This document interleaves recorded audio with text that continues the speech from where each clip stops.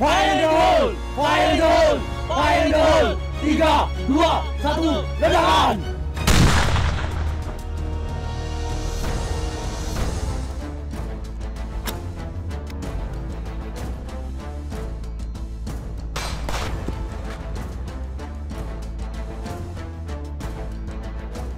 Selamat datang di latihan praktek komando siswa di Kopaska Angkatan 39. Hello King! Hello King! Hello King!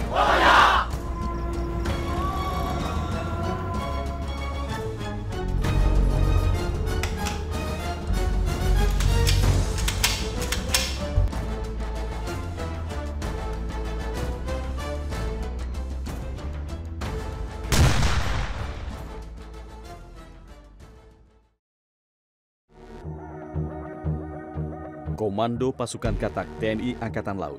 Nama itu sudah cukup akrab bagi sebagian orang di tanah air. Aksi mereka membentang sejak Operasi Trikora hingga Ambalan. Mereka satu-satunya prajurit yang khusus dilatih untuk bertempur di darat, udara, laut, serta bawah laut. Lalu, bagaimana cara menjadi prajurit Kopaska?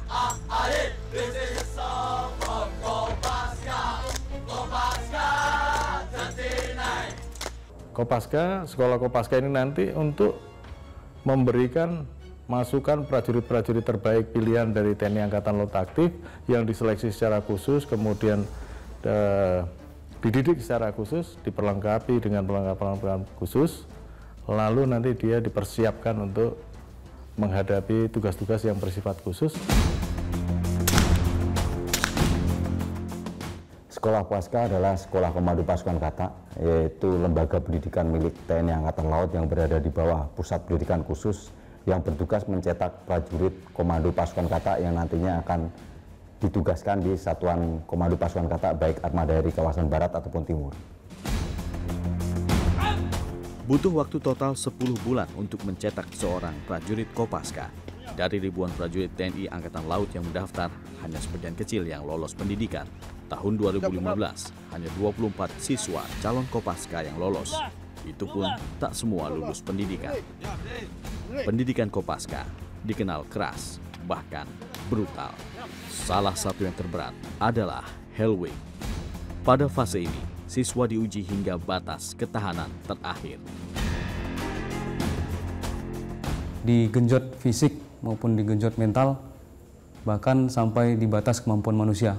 Maka daripada itu, siswa dituntut untuk tetap mampu melaksanakan tugas maupun perintah yang disampaikan oleh pelatih. Selama 10 bulan, para calon prajurit Kopaska dilatih ilmu perang di hutan, perkotaan, terjun payung, hingga selam tempur. Tak ketinggalan ilmu intelijen tempur karena salah satu tugas Kopaska adalah mengintai dan menyabotase sasaran musuh. Bukan tugas yang mudah, karena kebanyakan siswa adalah bekas pelaut yang sehari-hari justru jarang memegang senjata. Fire in the hole! Fire in the hole! Fire in the hole! 3, 2, 1, ledakan!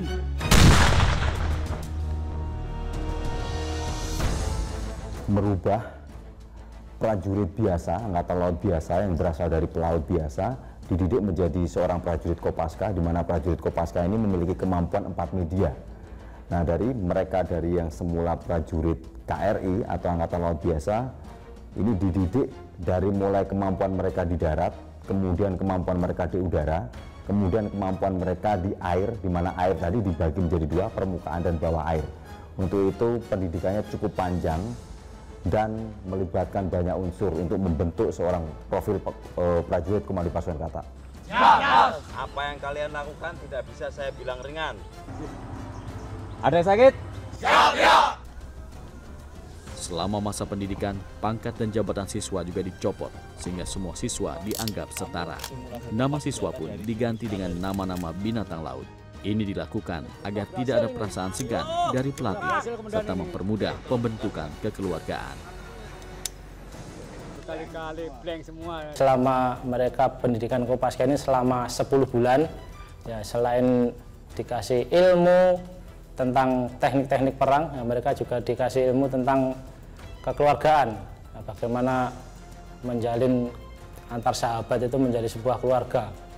Jadi mereka sering berendam bersama, ya, lari bersama, terus mengatasi masalah bersama dan lain sebagainya, sehingga mereka akan membentuk sebuah mental. Selain prajurit juga mereka akan membentuk sebuah keluarga seperti itu. Perjuangan semakin berat sebab selama 10 bulan kehidupan mereka terputus dari lingkungan luar. Mereka bahkan tidak boleh berhubungan dengan keluarga. Seorang siswa bahkan terpaksa melewatkan kelahiran anak pertamanya. Di dalam Latek Helik ada prosesi pengambilan nama sandi.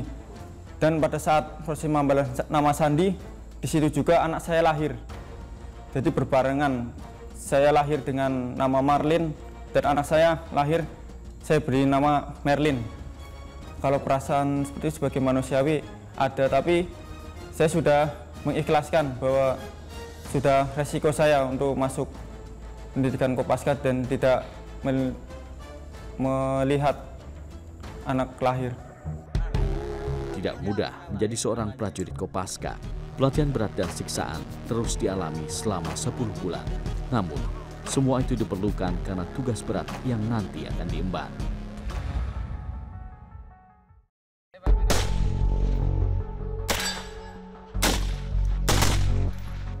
Kesulitan membina siswa pastinya ada karena mereka berawal dari konsep prajurit kapal, di mana prajurit kapalnya adalah mereka adalah pengawak kapal, yang artinya peralatan yang diawaki. Sementara kita akan berubah mindset dia menjadi operator pasukan khusus, yang mindsetnya pastinya berubah, yaitu manusia yang dipersenjatai. Keahlian menggunakan dan menguasai berbagai macam senjata menjadi salah satu syarat seorang prajurit Kopaska. Ini tidak mudah, lantaran setiap senjata memiliki karakter dan fungsi tersendiri. Yang lebih menantang, semua pelatihan dilakukan menggunakan peluru tajam, karenanya keamanan dan keselamatan nomor 1. Disiplin dalam penggunaan senjata menjadi hal yang utama. Inilah yang menjadi tantangan bagi para pelatih. Seperti kita mengasih ilmu ya, secara pelan dulu. Mereka mengerti, kalau ada yang secara pelan tidak bisa masuk ilmunya, maka kita akan lebih keras lagi. Tapi kalau ada yang membuat kesalahan dan lain sebagainya yang akan mengakibatkan fatal, kita harus lebih keras lagi agar mereka mengerti.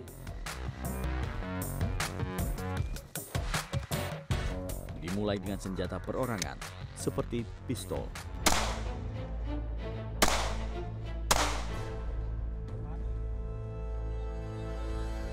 lalu meningkat ke submachine gun seperti MP5 atau MP9.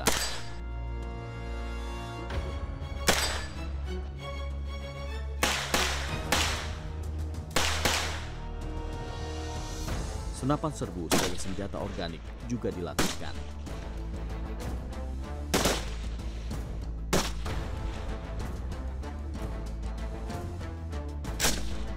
Tak ketinggalan senjata bantuan seperti senapan mesin ringan dan juga lontar granat.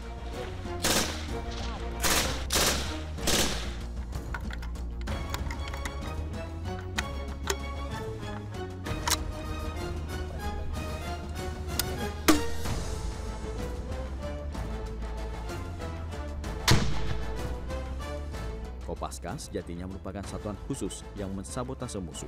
Karenanya keahlian meracik bahan peledak merupakan kewajiban utama. Dan sekali lagi, semuanya dilakukan dengan peluru serta bom sungguhan.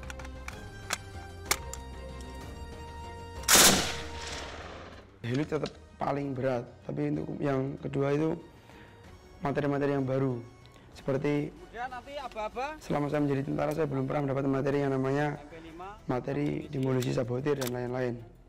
Nah, di dalam materi ini kita, seorang sabotir diberi tugas-tugas yang sangat berat karena tugas perorangan. Setelah menguasai ketinggian, OS dan Todak laksanakan penghancuran sasaran di T-12. Siap! Hello geng! Kopaska! Hello geng! Kopaska! Di ujung pelatihan teknis senjata, para siswa diberikan tugas skenario penghancuran. Di sini siswa berlatih menjalankan misi secara berkelompok.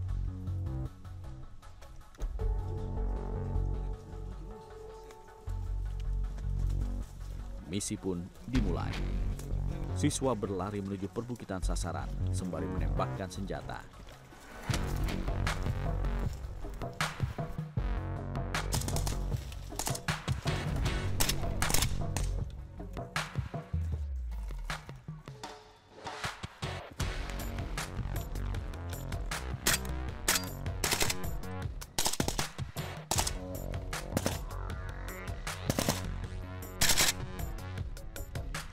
Setelah sasaran dikuasai, lalu dilakukan pengunduran diri dan sasaran diledakkan.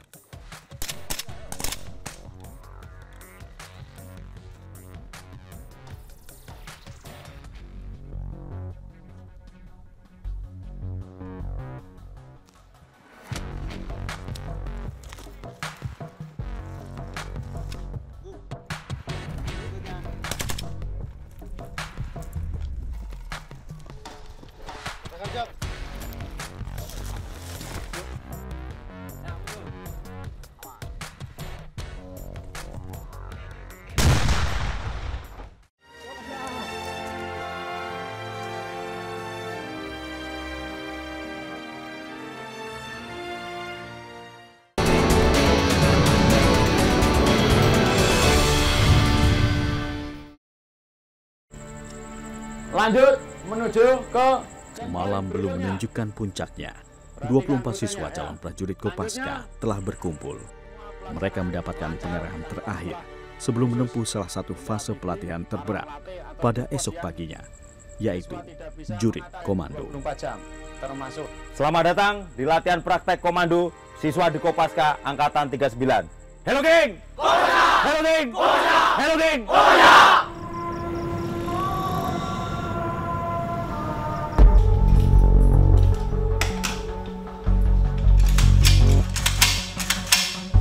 Jurit Komando merupakan akhir dari fase pelatihan teknis hutan. Pada tahap ini, masing-masing siswa akan melakukan cross country sejauh 14 km dengan perlengkapan penuh. Dalam perjalanan, dibangun beberapa pos untuk menguji keterampilan siswa, seperti pos rappelling, fast roping, menyeberang, tembak reaksi, hingga bongkar pasang senjata.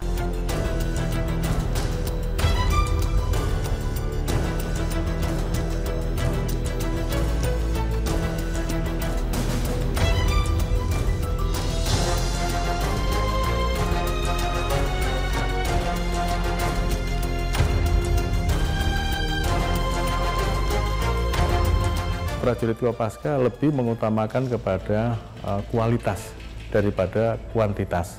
Jadi tetap menjaga kualitas sampai kapanpun. Itu menjadi acuan atau pedoman untuk menjadi prajurit Komando Pasukan Kata. Lapor! Surah!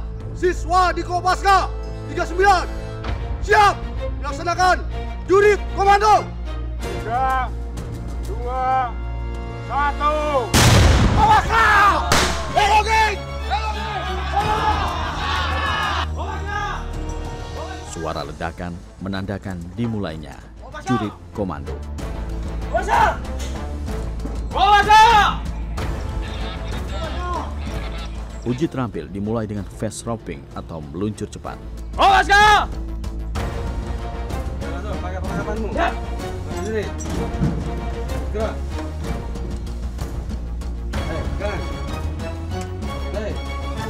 Go! Kopas!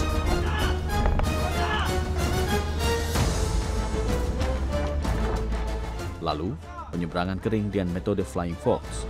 Go! Kopaska!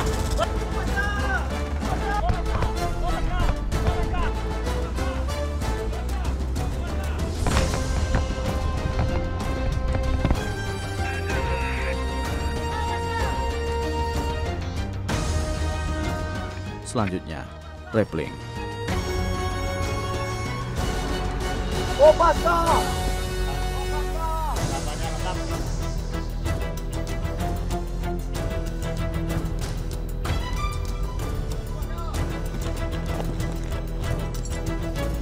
Tahapan demi tahapan dilalui. Semuanya dilakukan di bawah terik matahari kawasan Baluran yang menyengat. Tidak mudah, lantaran para siswa membawa beban perlengkapan tempur serta menjelajah medan perbukitan berbatu. Salah satu yang berbahaya adalah back rappelling alias turun tebing dengan badan menghadap ke depan.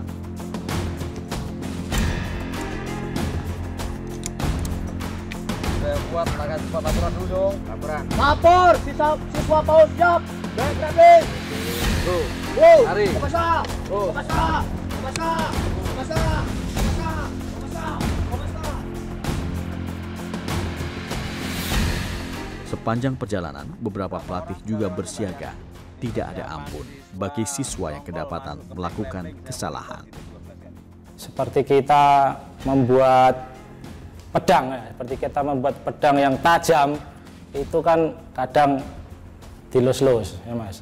Dilus-lus, terus kadang dimasukkan air, kadang dipukuli, ditempa, dilus-lus lagi, ya kurang lebih seperti itu untuk menjadi seorang prajurit yang tangguh.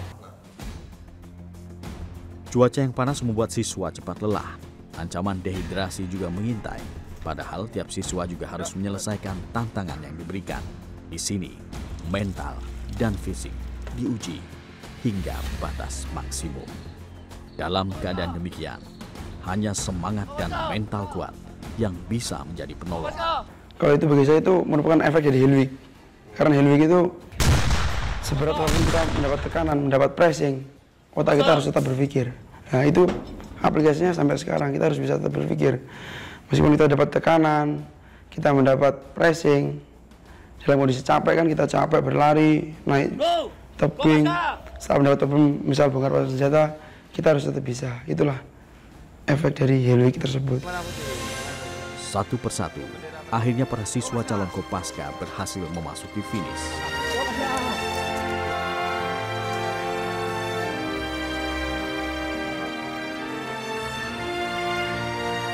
Satu tahapan telah usai dilalui, tapi jangan gembira dulu. Masih ada tahapan lainnya menanti hingga 7 bulan ke depan. This is a song from Kopaska. Good, we are good. Kopaska paling good.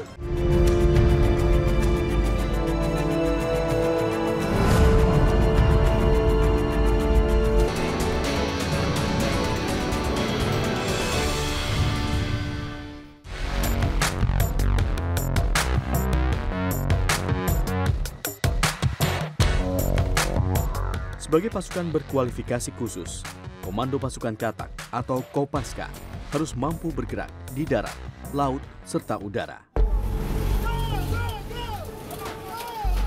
Meski menyandang nama Katak, setiap prajurit Kopaska wajib menguasai ilmu terjun payung statik dan terjun bebas.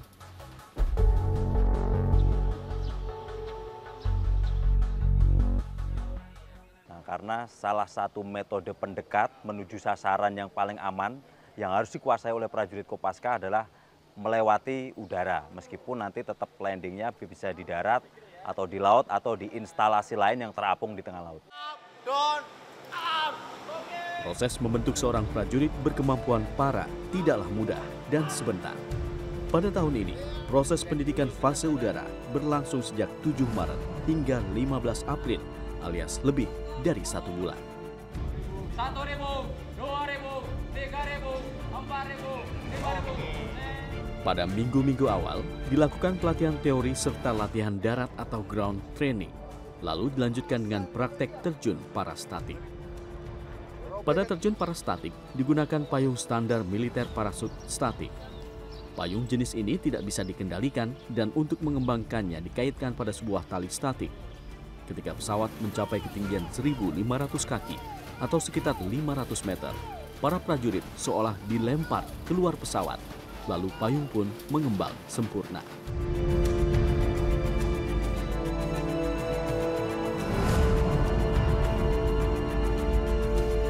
Semua pasti punya rasa takut ya, cuman saya punya prinsip untuk hilangkan rasa takut, nggak usah dipikir. Apa yang kamu takutkan, wah lagi saya lompat gimana ya? Saya menghilangkan pikiran seperti itu. Usai menjalani penerjunan statik, kini saatnya beralih ke terjun bebas atau free fall. Terjun dengan metode ini memiliki kesulitan yang lebih tinggi dibanding terjun statik. Karenanya diperlukan berbagai macam pelatihan terlebih dahulu. Perkembangan teknologi memungkinkan para siswa berlatih menggunakan simulator terjun atau military skydiving tunnel. Dengan alat ini, sikap saat melaksanakan terjun bisa dilatih tanpa menggunakan pesawat dan parasut. Selain itu, hasil dari pelatihan di skydiving tunnel ini juga bisa digunakan untuk menyaring para siswa.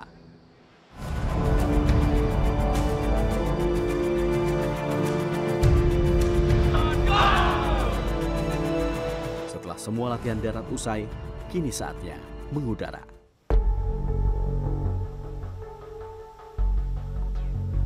Meski percaya diri, ketegangan tetap menyelimuti benak masing-masing siswa. Untuk keamanan, masing-masing siswa didampingi 2 jump master atau pelatih terjun. Para pelatih itu bertugas mendampingi mulai dari melompat dari pesawat, sikap terjun, hingga membuka parasut.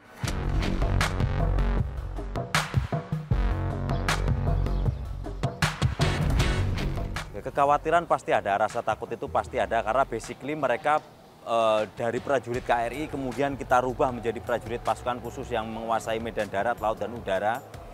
Dan ini adalah waktu pertama kali, waktu yang sangat krusial mendidik mereka.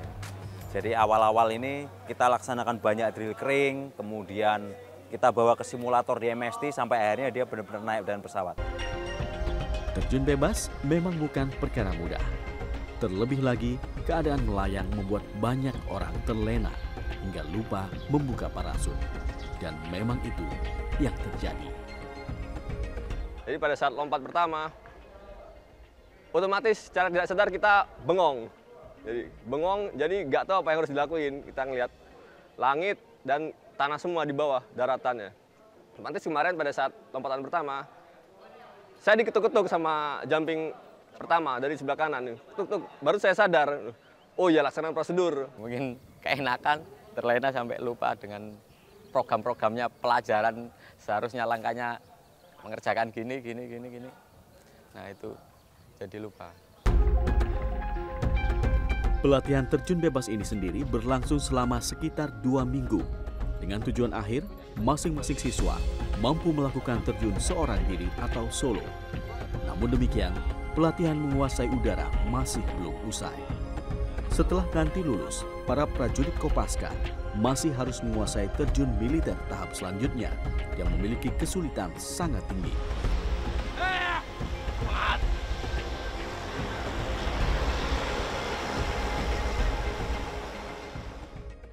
Dan akhirnya, saat yang ditunggu pun tiba, yaitu upacara kelulusan.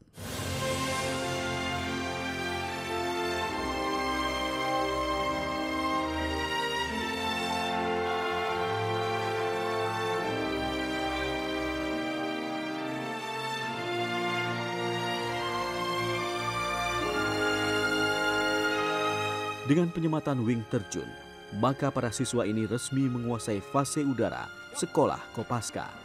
Dan tantangan selanjutnya menanti, yaitu fase kepaskaan atau fase laut.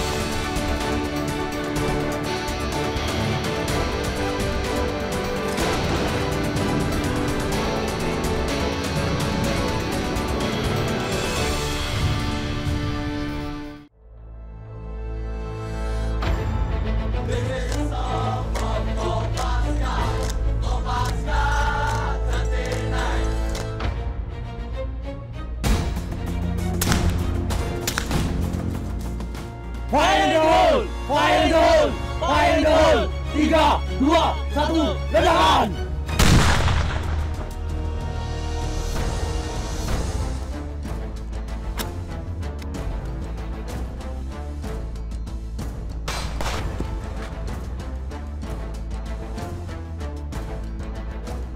Selamat datang di latihan praktek komando siswa di Kopaska Angkatan 39. Hello King! Hello King! Hello King!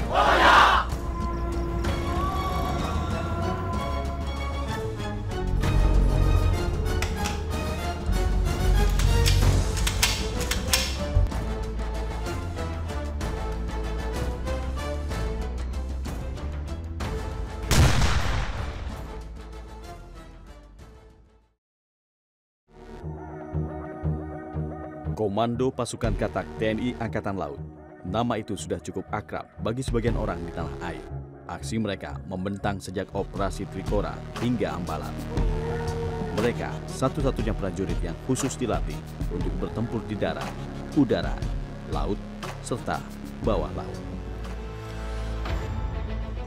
Lalu, bagaimana cara menjadi prajurit Kopaska?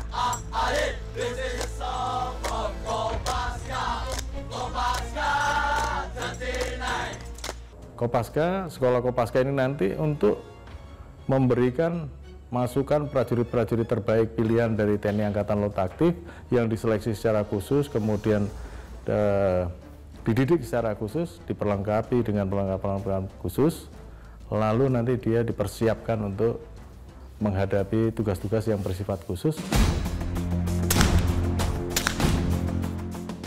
Sekolah Kopaska adalah sekolah komando pasukan katak, yaitu lembaga pendidikan milik TNI Angkatan Laut yang berada di bawah pusat pendidikan khusus yang bertugas mencetak prajurit komando pasukan katak yang nantinya akan ditugaskan di satuan komando pasukan katak baik armada dari kawasan barat ataupun timur. Butuh waktu total 10 bulan untuk mencetak seorang prajurit Kopaska. Dari ribuan prajurit TNI Angkatan Laut yang mendaftar, hanya sebagian kecil yang lolos pendidikan. Tahun 2015, hanya 24 siswa calon Kopaska yang lolos. Itu pun tak semua lulus pendidikan. Pendidikan Kopaska dikenal keras, bahkan brutal. Salah satu yang terberat adalah Hell Week. Pada fase ini, siswa diuji hingga batas ketahanan terakhir. Digenjot fisik maupun digenjot mental, bahkan sampai di batas kemampuan manusia. Maka daripada itu, siswa dituntut untuk tetap mampu melaksanakan tugas maupun perintah yang disampaikan oleh pelatih. Selama 10 bulan, para calon prajurit Kopaska dilatih ilmu perang di hutan, perkotaan, terjun payung, hingga selam tempur. Tak ketinggalan ilmu intelijen tempur karena salah satu tugas Kopaska adalah mengintai dan menyabotase sasaran musuh. Bukan tugas yang mudah, karena kebanyakan siswa adalah bekas pelaut yang sehari-hari justru jarang memegang senjata. Fire in the hole! Fire in the hole! Fire in the hole! 3, 2, 1, ledakan! Di sini, mental dan fisik diuji hingga batas maksimum. Dalam keadaan demikian, hanya semangat dan mental kuat yang bisa menjadi penolong. Kalau itu bagi saya itu merupakan efek dari Hell Week. Karena Hell Week itu seberat apapun kita mendapat tekanan, mendapat pressing, otak kita harus tetap berpikir. Nah itu aplikasinya sampai sekarang, kita harus bisa tetap berpikir. Meskipun kita dapat tekanan, kita mendapat pressing, dalam kondisi capek kan kita capek berlari, naik tebing, setelah mendapat tebing misal bongkar pasang senjata, kita harus tetap bisa. Itulah efek dari Hell Week tersebut. Satu persatu, akhirnya para siswa calon Kopaska berhasil memasuki finish.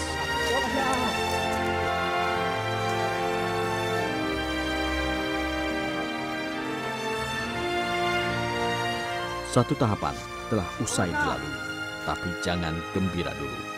Masih ada tahapan lainnya menanti hingga 7 bulan ke depan. This is a song from Kopaska. Good, we are good. Kopaska paling good.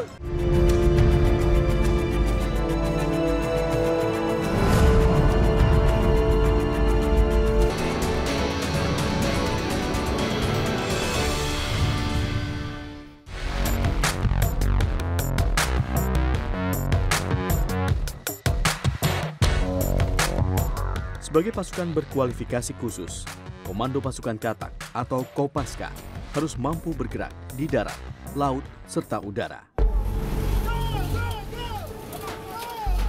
Meski menyandang nama katak, setiap prajurit Kopaska wajib menguasai ilmu terjun payung statik dan terjun bebas.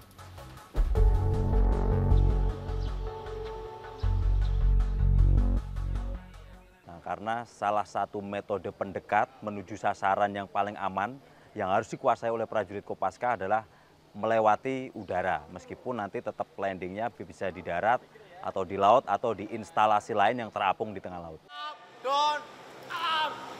Proses membentuk seorang prajurit berkemampuan para tidaklah mudah dan sebentar. Pada tahun ini, proses pendidikan fase udara berlangsung sejak 7 Maret hingga 15 April, alias lebih dari 1 bulan. 1.000, 2.000, 3.000, 4.000, 5.000. Pada minggu-minggu awal, dilakukan pelatihan teori serta latihan darat atau ground training, lalu dilanjutkan dengan praktek terjun parastatik. Pada terjun parastatik, digunakan payung standar militer parasut statik. Payung jenis ini tidak bisa dikendalikan dan untuk mengembangkannya dikaitkan pada sebuah tali statik. Ketika pesawat mencapai ketinggian 1.500 kaki atau sekitar 500 meter, para prajurit seolah dilempar keluar pesawat. Lalu payung pun mengembang sempurna.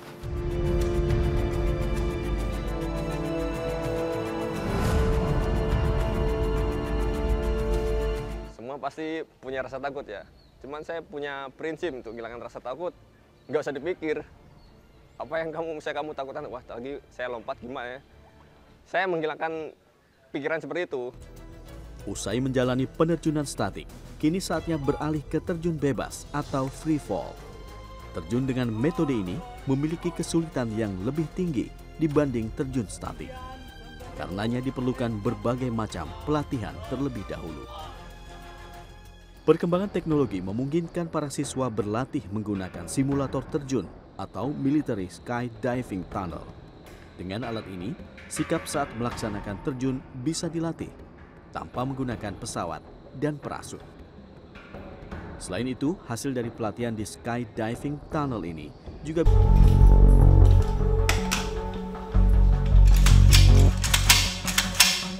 Jurit Komando merupakan akhir dari fase pelatihan teknis hutan. Pada tahap ini, masing-masing siswa akan melakukan cross country sejauh 14 km dengan perlengkapan penuh. Dalam perjalanan, dibangun beberapa pos untuk menguji keterampilan siswa, seperti pos rappelling, fast roping, menyeberang, tembak reaksi, hingga bongkar pasang senjata.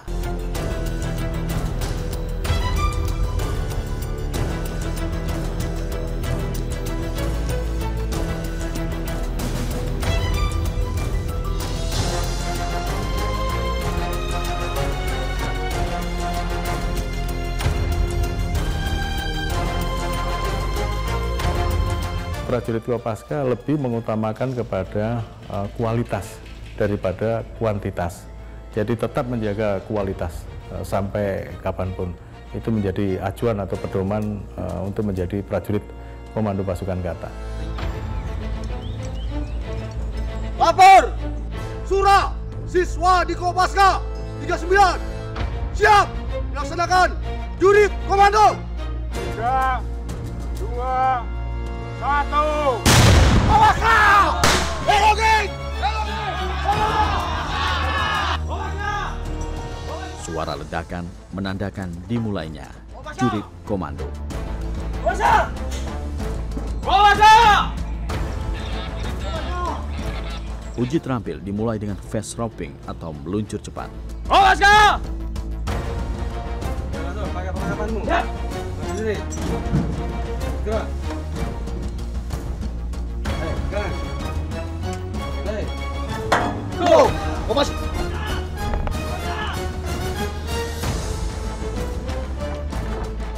Lalu, penyeberangan kering dengan metode Flying Fox.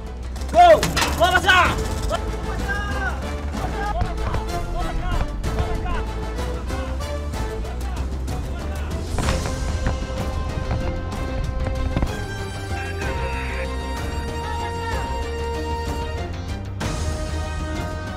Selanjutnya, rappelling. Kopaska!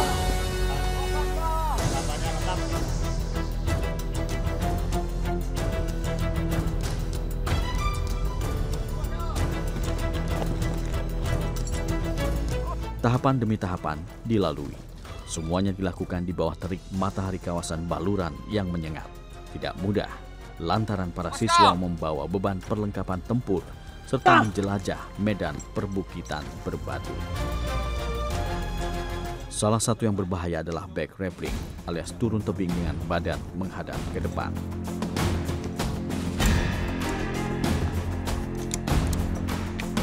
Buat tangan cepat laporan dulu dong. Laporan. Lapor, siswa PAUD siap. Back rappelling. Wow. Lari. Komasa. Komasa. Komasa. Komasa. Komasa. Komasa. Komasa. Sepanjang perjalanan, beberapa pelatih juga bersiaga. Tidak ada ampun bagi siswa yang kedapatan melakukan kesalahan. Seperti kita membuat pedang, seperti kita membuat pedang yang tajam, itu kan kadang dilus-lus, ya Mas. Dilus-lus, terus kadang dimasukkan air, kadang dipukuli, ditempa, dilus-lus lagi, ya kurang lebih seperti itu untuk menjadi seorang prajurit yang tangguh. Cuaca yang panas membuat siswa cepat lelah. Ancaman dehidrasi juga mengintai. Padahal tiap siswa juga harus menyelesaikan tantangan yang diberikan. Merubah prajurit biasa, angkatan laut biasa yang berasal dari pelaut biasa, dididik menjadi seorang prajurit Kopaska, di mana prajurit Kopaska ini memiliki kemampuan 4 media. Nah, dari mereka dari yang semula prajurit KRI atau angkatan laut biasa, ini dididik dari mulai kemampuan mereka di darat, kemudian kemampuan mereka di udara, kemudian kemampuan mereka di air, di mana air tadi dibagi menjadi 2, permukaan dan bawah air. Untuk itu pendidikannya cukup panjang dan melibatkan banyak unsur untuk membentuk seorang profil prajurit Komando Pasukan Kata. Siap. Apa yang kalian lakukan tidak bisa saya bilang ringan. Ada yang sakit? Siap, ya. Selama masa pendidikan, pangkat dan jabatan siswa juga dicopot, sehingga semua siswa dianggap setara. Nama siswa pun diganti dengan nama-nama binatang laut. Ini dilakukan agar tidak ada perasaan segan dari pelatih, serta mempermudah pembentukan kekeluargaan. Selama mereka pendidikan Kopaska ini selama 10 bulan, ya selain dikasih ilmu tentang teknik-teknik perang, ya mereka juga dikasih ilmu tentang kekeluargaan, ya, bagaimana menjalin antar sahabat itu menjadi sebuah keluarga. Ya.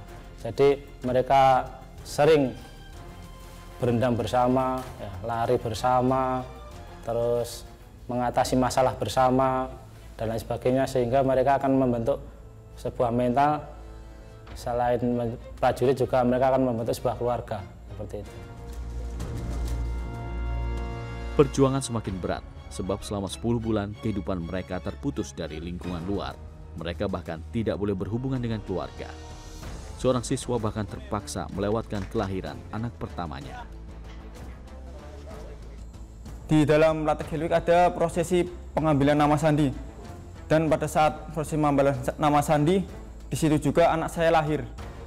Jadi berbarengan, saya lahir dengan nama Marlin, dan anak saya lahir, saya beri nama Merlin.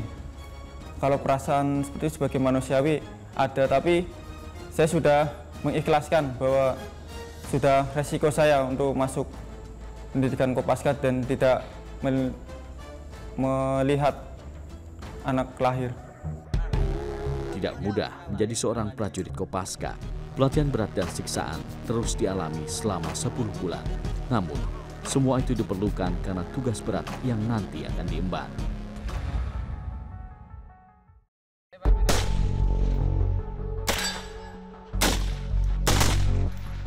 Kesulitan membina siswa pastinya ada karena mereka berawal dari konsep prajurit kapal, di mana prajurit kapalnya adalah mereka adalah pengawak kapal, yang artinya peralatan yang diawaki. Sementara kita akan berubah mindset dia menjadi operator pasukan khusus, yang mindsetnya pastinya berubah, yaitu manusia yang dipersenjatai.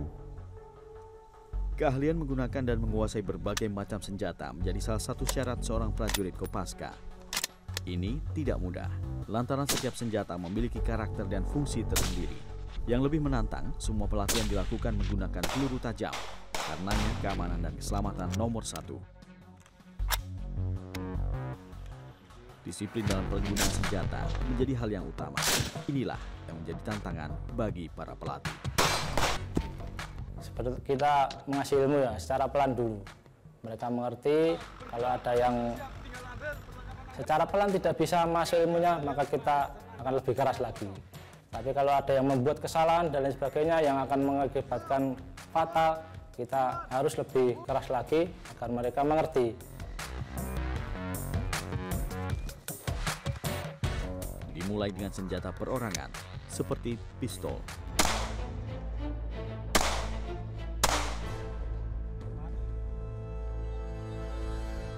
lalu meningkat ke submachine gun seperti MP5 atau MP9.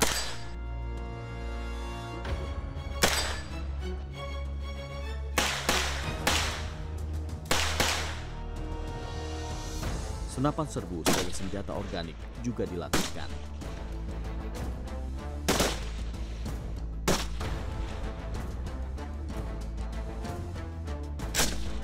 Tak ketinggalan senjata bantuan seperti senapan mesin ringan dan juga lontar granat.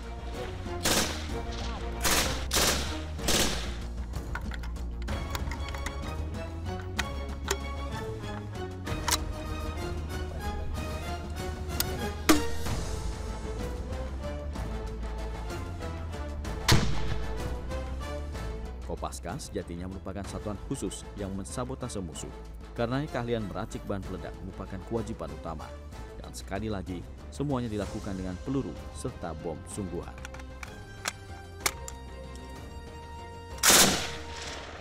Heli tetap paling berat, tapi untuk yang kedua itu materi-materi yang baru. Seperti selama saya menjadi tentara, saya belum pernah mendapat materi yang namanya materi demolisi, sabotir, dan lain-lain. Nah, di dalam materi ini kita, seorang sabotir diberi tugas-tugas yang sangat berat karena tugas perorangan. Setelah menguasai ketinggian, pos dan todak laksanakan penghancuran sasaran di T12. Siap! Halo geng! Kopaska! Halo geng! Kopaska! Di ujung pelatihan teknis senjata, para siswa diberikan tugas skenario penghancuran. Di sini siswa berlatih menjalankan misi secara berkelompok.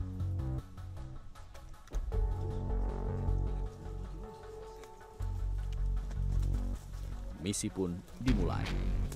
Siswa berlari menuju perbukitan sasaran sembari menembakkan senjata.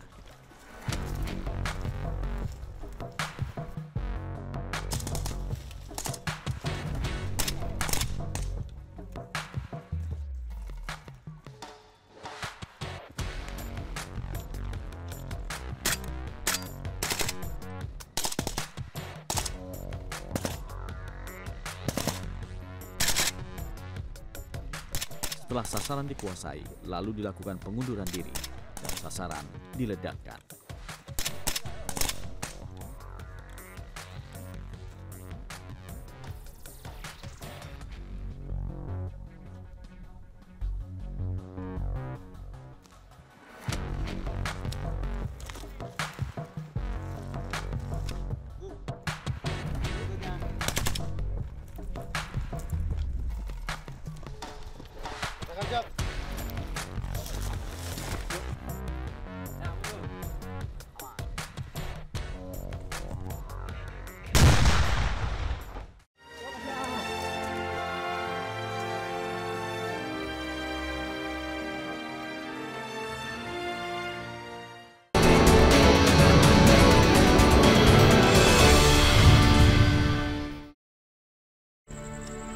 Lanjut menuju ke...